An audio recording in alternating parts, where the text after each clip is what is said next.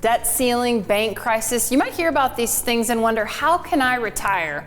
We talk about the issues and offer up some solutions next on Retiring Today.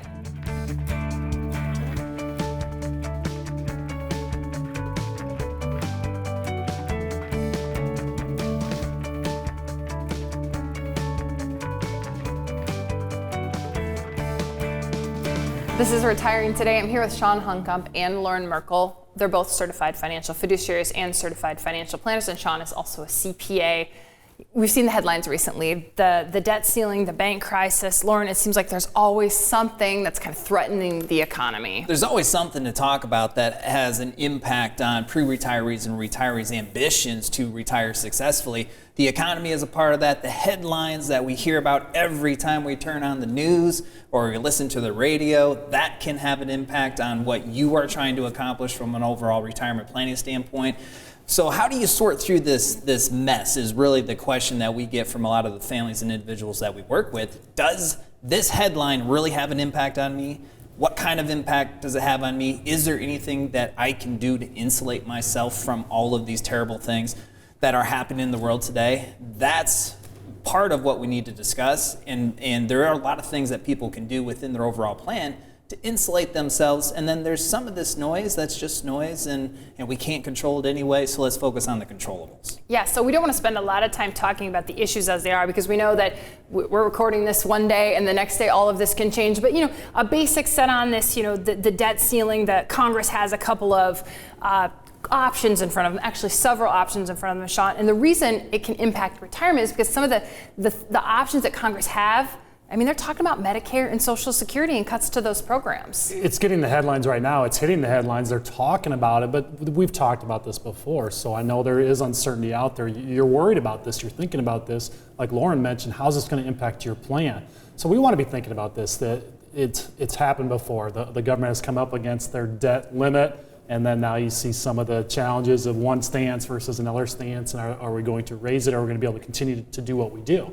But now, as we're thinking about the current time, your concern is, how is it going to impact you with the potential cuts? We see these articles about Social Security having to be lowered, and I know a lot of your plans are based on that Social Security income. That's an important part. So if it was lowered and now maybe we're getting less of a benefit, what does that mean to your plan? So we have to be thinking about this. We don't know ultimately what some of these results are going to do, but as we have this plan, we want to be thinking about it and being prepared for whatever might come our way. And Loren, I know I've heard you say you don't really think that the U.S. government will default on its loan, but I think that taxes is one way to generate income to kind of work on this debt ceiling, and raising taxes might be one of the solutions. Raising taxes is probably one of the more probable solutions, especially when we consider the tax rate environment that we're in today. We're at historically low tax rate environment right now. Right now the lowest tax rate we have available to us is 10%. All we have to do is go back to 1980, and our highest tax rate of 37% is replace that with 70%.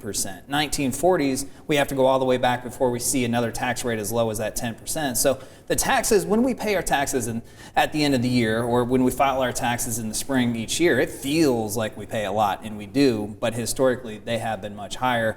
Raising the tax rates based on where we're at in the historical precedent is one of the more probable action items that Congress can take. The debt limit conversation is one of those conversations that we can have almost every single year. So as you were saying, Chawn, the debt limit conversation is nothing new. In fact, the debt limit was implemented in this country in 1917. And over the next 83 years, there were 90 debt limit increases. So if you look at that frequency, it's even more than once a year. And certainly since the turn of the century, there's been multiple debt limit increases. So this conversation is good to have, and it's good to pay attention to from a planning standpoint and from a pre-retirement and retiree standpoint. What kind of implications does it have? But this is a normal part of Congress conversations, is do we increase the debt limit? How much do we increase the debt limit? And then, of course, we have to pay attention to the political leverage that each side uses to get what it is that they're trying to get. There is no doubt that Social Security and Medicare programs have to be modified. In part of that modification is increasing the tax rates to bring in more revenue. but also on our generation, they can make a ton of changes to those programs to shore it up for the retiree and pre-retiree generation. So this conversation of Social Security is going to go broke, or they're going to decrease your Social Security benefits by 25% if something doesn't happen by the year 2032 or 2033. Yeah, that's a real thing, but there's so many changes that they can make to our generation that we have time to adjust for. Changing it for the baby boomer generation in a meaningful way is probably not at the top of their list. Let's stay on the history lesson for just a minute, because the banking crisis, we also mentioned that at the top of the show. So a couple of U.S. banks have defaulted recently, the Silicon Valley one being kind of the one that grabbed the headlines, I think even a European bank. But Loren, you did a little digging, and again, history lesson, this isn't all that uncommon. Yeah, banks feel like a really safe place to keep our money, and they are. When we look at all the different places that we can invest, banks are one of the safer places. But that does not mean that we can't lose money with money at the banks. If we go all the way back to 2001, so it's not that far, 563 bank failures since 2001. That's according to FDIC insurance. So banks failing is almost something that happens every single year. It's just those bank failures don't get the press that the recent bank failures have for a lot of different reasons, but it is a natural part of our society, of our investment chain. Banks come and go, and part of that coming and going is they do fail from time to time. And whether it's the banking crisis, the debt limit, COVID, interest rates, inflation, the next headline that you see is how will the markets react? You know, I read headlines, markets grapple with banking crisis, markets brace themselves. I mean, the markets almost become a human being. And I think, Chawn, that's when pre-retirees and retirees go, wait, what's going to happen to my money? How will the markets react? I love your phrase there about markets feeling like a human being, like they can read these reports and react to it. I mean, we know there's always uncertainty when it comes to investing. It's a part of the plan that gets a lot of attention because we can measure returns, we can measure these balances, and that's something you paid attention to your entire life. So we know there's always that uncertainty, and that's really what most of you are looking for. There's all these headlines. There is always this uncertainty, and how is it going to impact your plan? So at all times, as we're helping you build that portfolio and make these investment decisions, we want to make sure you feel confident with whatever we're doing at that time, and knowing that there's always these exterior impacts that are impacting the plan. And we can see positive news and the markets go down. We read negative news and the markets go up. So we never know. We know we can't control the markets. Nobody can guarantee you what direction they're going to go. So it's hard. We don't know. We've got to react, but we want to be positioned such that whatever the markets do, your plan is still going to work, and we're positioning our families to help them make sure they can achieve their retirement goals. Yeah, if you guys could guarantee which way the markets are going, I don't think we'd be sitting here right now. We'd be on a private island somewhere. But yes, we know that the markets will fluctuate. So you talk about the uncertainty. Well, when you help people build the plans, you kind of plan for this risk. No, you don't know banking crises are coming. You don't know what's happening with inflation. But what we want to get into in the next segment is how do you build a plan with some of these things that can threaten your retirement in mind. So that's what we're going to talk about. But here is one more opportunity for you to talk. It's talk directly to a retirement planner. You can schedule a 15-minute retirement checkup call. You can ask about the debt ceiling limit or the bank crisis or whatever is on your mind when it comes to retirement. Check out the website that's on your screen right now and schedule your 15-minute retirement checkup call today.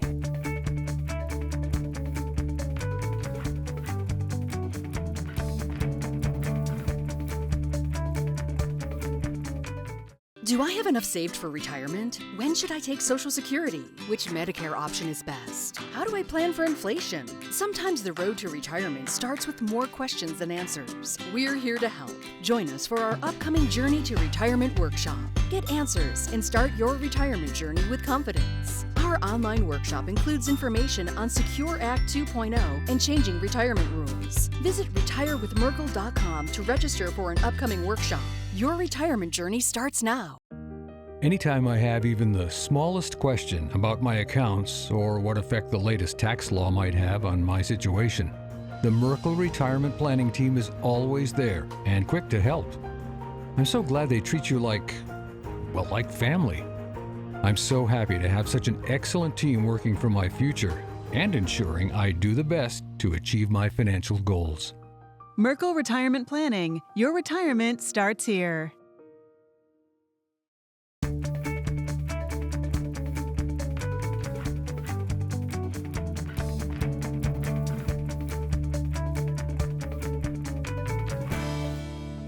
This is Retiring Today. I'm here with Chawn, Honkomp, and Loren Merkle. Guys, first segment, a little bit of doom and gloom. We had to talk about some of those things that threaten the economy, can threaten the market, COVID, inflation, debt ceiling, but we're offering some optimism here in this segment. And I like that because sometimes as you get close to retirement, you feel like, things are out of control, but there are things you can control. It's very deflating to just think about all the negative stuff that we hear on the news every single day, but the optimism is there's so many things that we can control, and we don't have to let all of those uncontrollables really deflate your overall investment experience, because your investment experience to a large degree is something that you do have a lot of control over. So that's what we want to focus on as it relates to the investment performance of your overall retirement plan.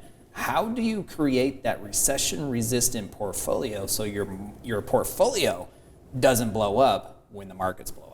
And I like to think of what we're about to do is kind of peel back the layers. It's good, you make these investment decisions, maybe in a 401k, you set them up, but you don't necessarily know what's underneath, the curtain. I'm thinking the Wizard of Oz scenario here. So Loren is going to peel back the curtain and show us. Yeah, because a lot of people on the couch might be thinking, what do you mean? I have control over my investment performance? I just put my money in the 401k plan, I invest in one of these default target date funds, and it just does what it does. What kind of control do I really have? That's what we want to talk about, is what can you do from a target date fund standpoint underneath your 401k plan? Why do you feel like you may not have as much control as you have? Because you're investing in most 401k plans, the target date funds are the default investment option, and your employer probably really encourages you to use these. There's a lot of benefits to them. One of the disadvantages is you may not be as diversified as what you really think. So let's look at how this target date fund really works. This is a real fund. We just stripped away the company's name because the company's name is not important. There's a lot of companies that build these, and they all work relatively in a very similar fashion.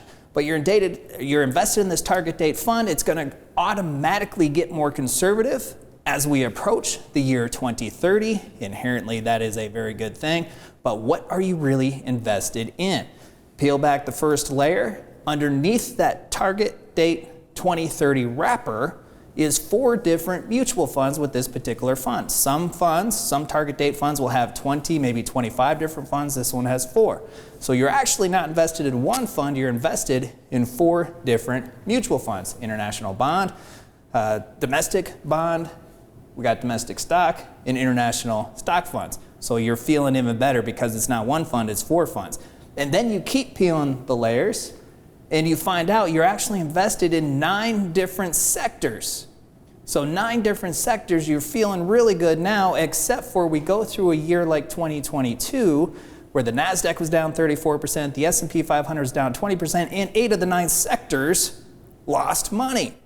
And you're looking at your 401k plan, the balance of your 401k plan also went down. And this goes back to what we were talking about is, do you feel like you have control over your investment experience? Because there's not much that you could do about that. And that's where the diversification really comes into play, which we don't have as much diversification exposure to the 401k plan as what we do with some other investment options. I think I know where we're going with this, because you are going to come in and peel back the layers even more and show people an option, something you can do at 59.5 that gives you even more control.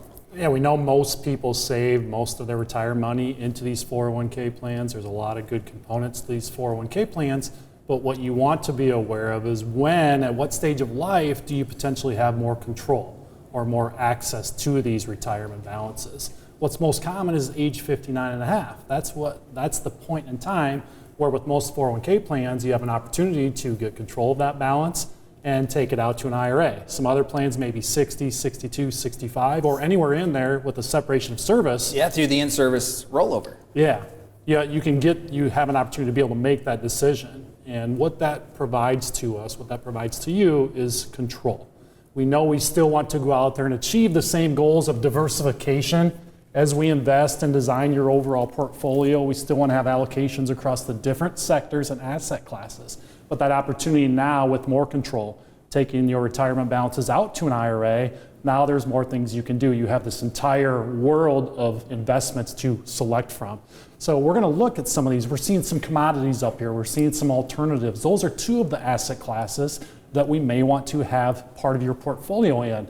And this is showing 2022 performance for a handful of commodities. And alternative investments. You can see that various commodities had a really strong year, like lithium. In a down market, which was 2022, lithium performed very well. There's a handful of other commodities that also had positive years. Now, don't get me wrong, there's also a handful of commodities that did perform negatively, just like the overall markets. Same thing can be said for alternatives. You see a couple of real estate, farmland that had positive returns, and then an option like private equity, a very negative return, which reflected more of the overall markets. But as you go out to this IRA, you can be more custom. You can identify the specific investment options that you want to pick from that fit your overall plan, that align with your risk appetite, where you're at in life, and fit, again, that customized retirement plan that you have. We still strive to have that diversification. You think about the 401k that Loren talked about. If we look at this pie graph, the 401k would be all in this blue color, which is those traditional sectors. You pick that single investment option like the 2030 target date fund. You think you have that diversification, which maybe you do, but is it the right fit for you? Somebody's managing that 2030 target date fund for the masses, the several million or even billions of dollars in that fund. They're not looking at your custom plan. So now you can achieve this diversification that best fits you. We still want to use some of these traditional sectors, but now we want to identify where is it the best fit to fit in some alternatives within your overall portfolio. Where does it make sense, and what are the right types of commodities to fit into your overall portfolio? It's about control, it's about customization. Let's be positioned to be in the best spot to achieve all of your retirement goals and not let your retirement plan blow up when the markets do whatever they're going to do. Yeah, everybody knows that you can't have all of your eggs in one basket, and that just means you need to be diversified. But there's so many different ways that one can diversify today than what we've ever been able to before. Before, you used to have to be a hedge fund manager, participate in a hedge fund, or some of these types of investment options that the retail, just the average investor, didn't have access to. But now, with technology and the way that this investment world has really evolved over the last couple decades, just about anybody has access to those types of alternatives and commodities, just extra ways to insulate themselves from the downward movement of the traditional sectors that involve bonds and stocks. So it's just, the IRA offers a lot more benefits from a diversifying standpoint than what the traditional 401k offers. And go ahead, Well, I was Chawn. going to say, it's common that we'll talk with these families and we'll say, well, if you don't invest in mutual funds, then what do you invest in? Right. And that's where, again, it's looking at this entire market, this world. And I think you mentioned too a little bit, it's nice when we can get more diversification, we have more control, more options. And then when we do have a certain sector that maybe performs poorly, that diversification can help offset some of that. You know, we're trying to make decisions for the overall portfolio to make sure that we don't have too much exposure on the downside. I was thinking about something I heard you say about risk. I think you said you kind of really dove into one of these 2030 or 2025 target date funds, and the couple or the individual you were talking to was taking way more risk than they realized. They assumed that as you got a little closer to your target date, the risk was off the table, but it was kind of surprising when you looked into it. We look at a 2025 or 2030 or 2035 target date fund, and for just one person, for yourself, you're thinking, okay, that's only 2 or 7 or 12 years away. So yes, they must be taking the right amount of risk for you, right, for your plan. That isn't the case. In just last year alone, 2022, a lot of these 2030 target date funds went down anywhere from 10 to 15% or maybe even more. So is that the right risk? And that's where, again, that opportunity to have more control of your plan, that can be really meaningful and powerful for your plan. Yeah, and I think it's important. We don't want to be misunderstood. There's a lot of benefits to the 401k plan. We all use 401k plans for our retirement savings. We just advocate to use these vehicles for what they're designed for. The 401k plan is designed for new contributions. You can contribute way more money to a 401k plan than you can an IRA. You can get an employer match if you're lucky enough to be a part of an employer who does contribute on your behalf to the 401k plan. That's free money. We love free money. So there's a lot of benefits to the 401k plan. It's just use the vehicles for what they're designed for. IRAs, in our opinion, in most cases, are best to house the vast majority of your retirement money.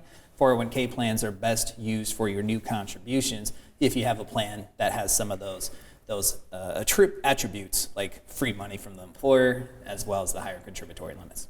Loren and Chawn have both said a plan several times. So what is a retirement plan? You might be wondering, what does it look like? Here's a great opportunity to see exactly what a customized retirement plan looks like. It's our online Journey to Retirement workshop. You're going to see a couple. You're going to see the decisions they make. You're going to see how they put together a retirement plan. Chawn, Loren, and Anne-Marie are going to take you on a journey to retirement. There's a website on your screen. You can sign up by going to retirewithmerkle.com. But we're not done talking about some of these things that are happening in the economy and how you can take control in retirement. Next.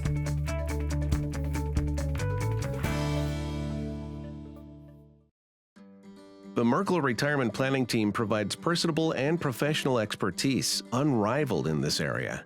They include us in every step of the planning process.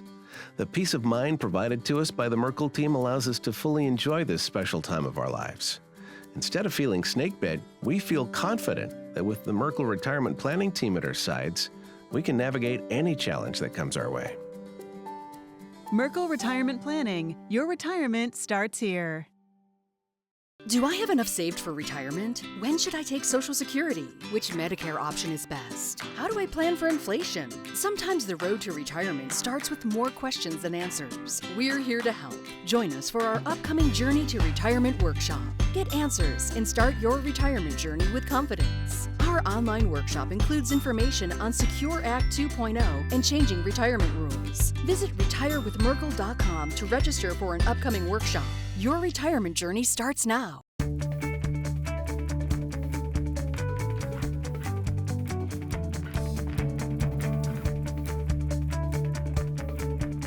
This is Retiring Today. I'm here with Chawn, Honkomp, and Loren Merkle. So you outlined what it could look like to do some portfolio diversification inside an IRA, but next we want to talk about another way to control what happens around you, and it's tax diversification. Tax diversification is another really strong way to control your overall plan. We want to get these different tax buckets filled up.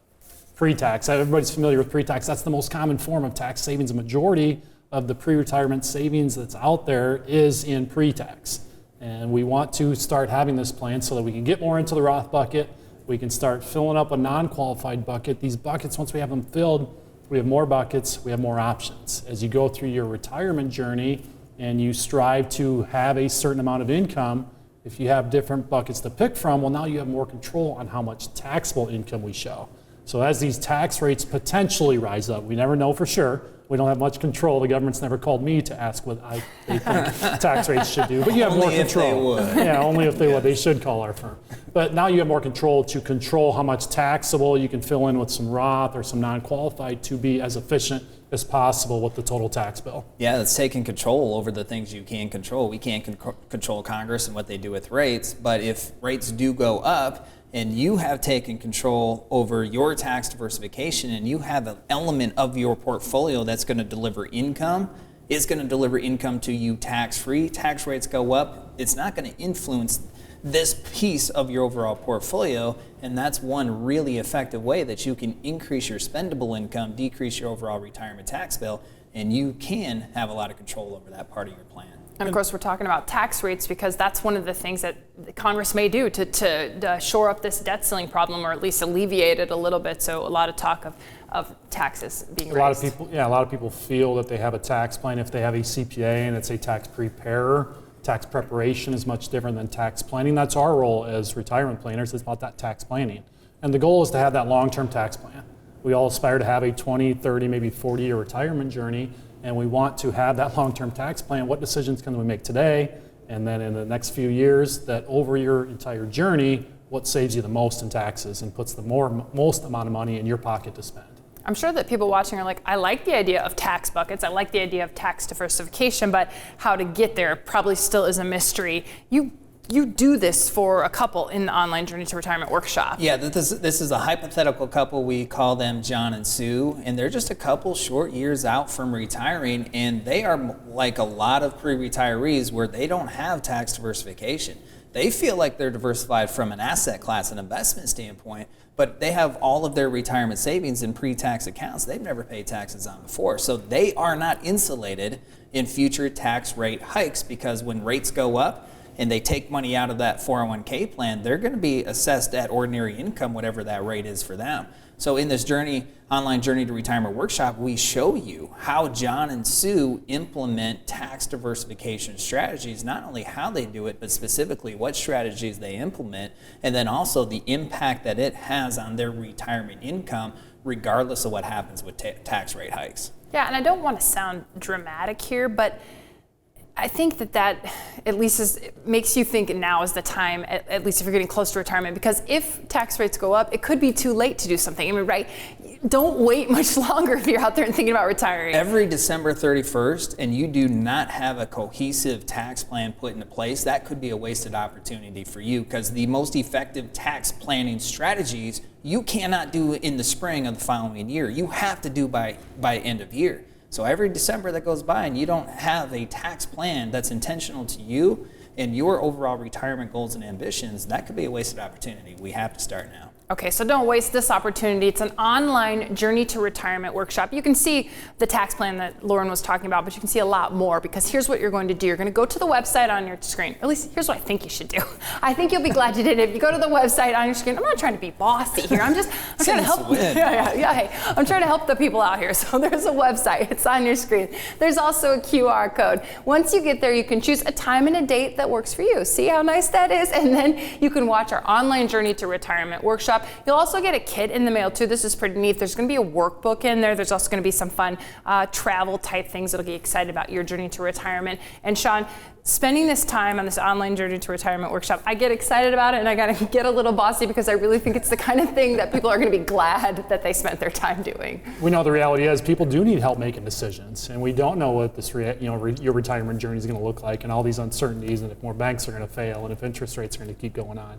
So this is a great way to get started. It's right about 2 hours. We plan for 2 hours, a little bit shy of. This is something that you can commit to your retirement journey in the next stage of life. We know a lot of you plan for your vacations several weeks in advance and spend a lot of hours. So take some time, plan for your final stage of life, that retirement journey, and be in the best position possible to achieve all your dreams. And it'll be fun too, right? It's going to be a lot of fun.